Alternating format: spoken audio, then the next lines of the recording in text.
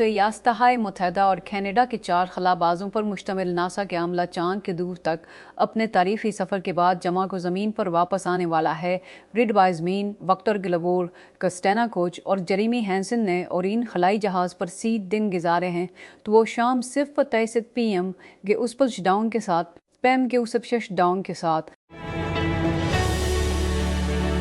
ایسنڈ elements نے جمعہ کو کہا کہ اس نے امریکہ میں بابیلو دیوالیہ پن کی کارروائی شروع کر دی ہے، جو ان سرمایہ کاروں کے لیے ایک بہت بڑا دھچکا ہے جنہوں نے کمپنی میں تقریباً $69 ملین ڈوبے۔ اوسن کے CEO لن آسٹن نے جمعرات کی رات دیر گئے لنکڈ ان پر ایک پوسٹ میں اس فیصلے کا اعلان کیا۔ انہوں نے کہا کہ کمپنی کو ناقابل تسخیر مالی چیلنجوں کا سامنا ہے۔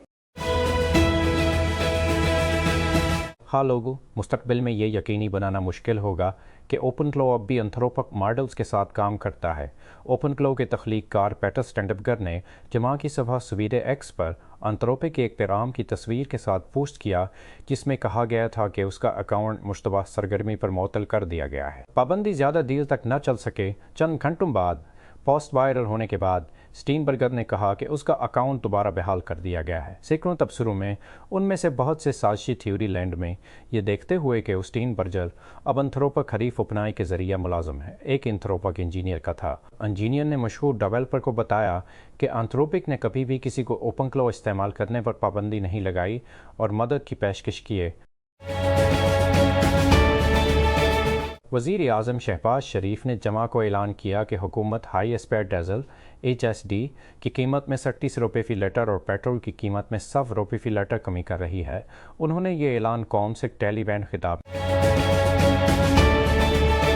پشاور ہائی کورٹ نے جمعہ کے روز قانون نافذ کرنے والے اداروں لیز کو ایک ایسے افغان خاندان کو واپس بھیجنے سے عارضی طور پر روک دیا جس کا اقوام متحدہ کی پناہ گزین ایجنسی کے ذریعے کسی تیسرے ملک میں دوبارہ آباد کاری کے لیے سیاسی پناہ کا مقدمہ زیر التوا ہے۔ جسٹس وقار احمد اور جسٹس جمشید پر مشتمل بینچ نے سابق افغان حکومت کے ماتحت ایک سابق فوجی کی جانب سے دائر درخواست پر وفاقی وزارت داخلہ سمیت دیگر فریقین سے جواب طلب کیا۔ وزیر اعظم کے دفتر PMO کی طرف سے جاری کردہ ایک بیان کے مطابق وزیر اعظم شہباز شریف نے سعودی وزیر خزانہ محمد بن عبداللہ الجدان سے ملاقات میں سعودی عرب کے ساتھ تمام شعبوں بالخصوص تجارت، سرمایہ کاری اور اقتصادی ترقی میں تعاون بڑھانے کے لیے پاکستان کے مضبوط عزم پر زور دیا۔ بیان میں کہا گیا ہے کہ اسلام آباد کے ایک روزہ دورے پر موجود جدان نے جمعہ کی شام وزیر اعظم ہاؤس میں وزیر اعظم شہباز شریف سے ملاقات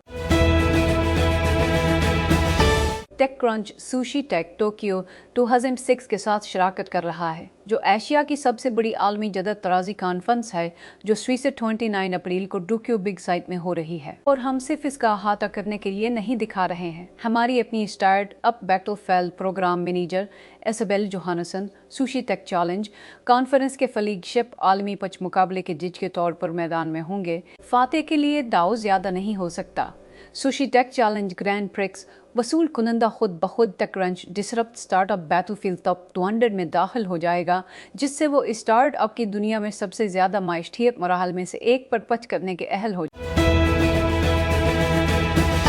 چیٹ جی پی ٹی کے ساتھ کئی مہینوں کی بات چیت کے بعد ایک 5 سالہ سلیکن ویلی کے کاروباری شخص کو یقین ہو گیا کہ اس نے نیند کی کمی کا علاج دریافت کر لیا ہے، اور یہ کہ طاقتور لوگ اس کے پیچھے آ رہے ہیں۔ سان فرانسسکو کاؤنٹی میں کیلیفورنیا کی سپیریئر کورٹ میں دائر کیے گئے ایک نئے مقدمے کے مطابق اس کے بعد اس نے مبینہ طور پر اس آلے کا استعمال اپنی سابق گرل فرینڈ کو چھیڑنے اور ہراساں کرنے کے لیے کیا۔ اب سابقہ گرل فرینڈ اوپنائی پر مقدمہ کر رہی ہے، یہ الزام لگاتے ہوئے کہ کمپنی کی ٹیکنالوجی نے اسے ہراساں کرنے میں تیزی لائی۔ ٹیک کرنچ نے خصوصی طور پر جان لیا ہے۔ وہ دعوی کرتی ہے کہ اوپنائی نے تباہات کو نظر انداز کیا کہ صارف نے دوسروں کے لیے خطرہ لاحق کیا، جس میں ایک اندرونی جھنڈا بھی شامل ہے جس میں اس کے اکاؤنٹ کی سرگرمی کو بڑے پیمانے پر جانی نقصان پہنچانے والے ہتھیاروں کے طور پر درجہ بندی کیا گیا ہے۔ امریکی سیاست پہلے ہی ایک رابطے کے کھیل کی طرح محسوس کرتی ہے، لیکن سابق صدر جو بائیڈن کے بیٹے کی جانب سے ٹرمپ کے 2 بڑے بھائیوں کو پنجرے کے لیے چیلنج کرنے کے بعد واشنگٹن کے سب سے تلخ سیاسی جھگڑوں میں سے ایک لفظی طور پر چٹائی کی طرف جا سکتا ہے۔ برسوں کی زبانی جملرات کو آن لائن پوسٹ کی گئی ایک ویڈیو میں کہا کہ وہ صدر ڈونلڈ ٹرمپ کے بیٹوں ڈونلڈ جونیئر اور ایرک کے خلاف مقابلے کے لیے سیف فیض میں ہوں گے، جس سے ممکنہ طور پر خاندانوں کے درمیان طویل عرصے سے جاری رنجش کو تنخوافی منظر کے تماشے میں بدل دیا جائے گا۔ پشاور ہائی کورٹ نے جمعہ کے روز قانون نافذ کرنے والے اداروں لیز کو ایک ایسے افغان خاندان کو واپس بھیجنے سے عارضی طور پر روک دیا جس کا اقوام متحدہ کی پناہ گزین ایجنسی کے ذریعے کسی تیسرے ملک میں دوبارہ آباد کاری کے لیے سیاسی پناہ کا مقدمہ زیر التوا ہے۔ جسٹس وقار احمد اور جسٹس فرحہ جمشید پر مشتمل بینچ نے سابق افغان حکومت کے ماتحت ایک سابق فوجی کی جانب سے دائر درخواست پر وفاقی وزارت داخلہ سمیت دیگر فریقین سے جواب طلب کیا۔